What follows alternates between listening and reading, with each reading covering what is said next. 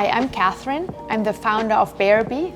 We make sustainable weighted blankets, and I'm super excited to be here today because cleaning and caring sustainably in an eco-friendly way for the blankets is an important part for us as a company as part of our overall ethos and commitment to sustainability. Hi, I'm Corinna. And I'm Theresa.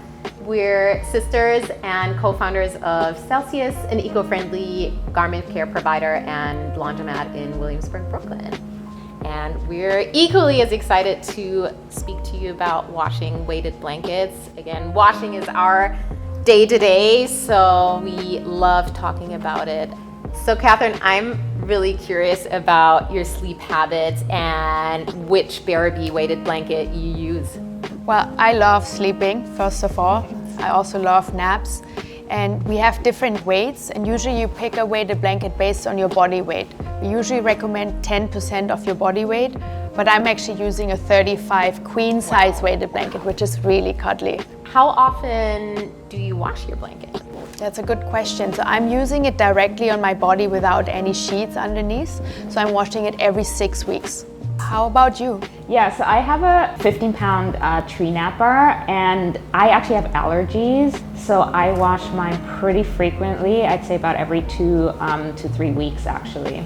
And I love my 25-pound cotton napper. I will either use it on top of a flat sheet in the summer or even like a thin comforter in the winter to be extra snuggly.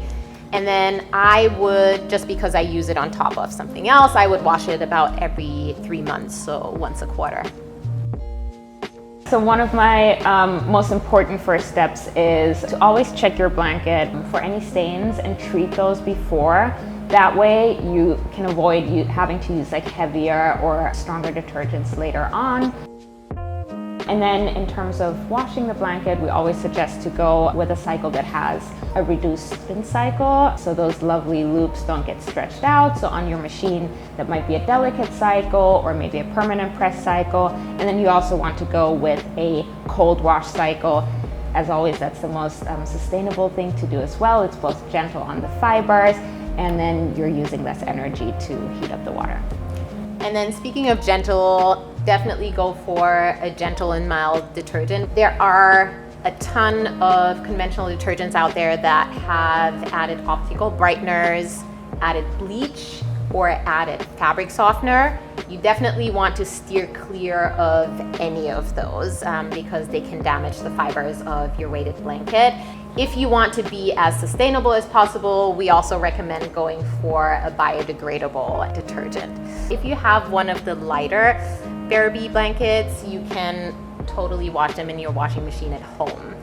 If you have one of the heavier weights, like Kathrin, for example, the 35-pound one, it may be a little bit too heavy for a residential machine, so you definitely want to seek out a laundromat that you trust, and they'll be able to provide a machine big enough to handle that heavy weight, and they may also be able to guide you in the right directions when it comes to washing and drying steps.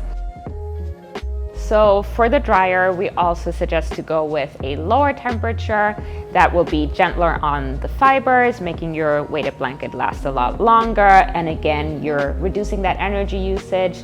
That being said, with a weighted blanket, you definitely want to make sure that it's completely dry. So that might mean running the cycle twice. Air drying is, in many cases with your clothing, the more sustainable and energy-saving option. Hang drying will stretch out those lovely loops that we were talking about earlier, and the tumble dryer will really make for a nice and fluffy and cozy result once you take it out.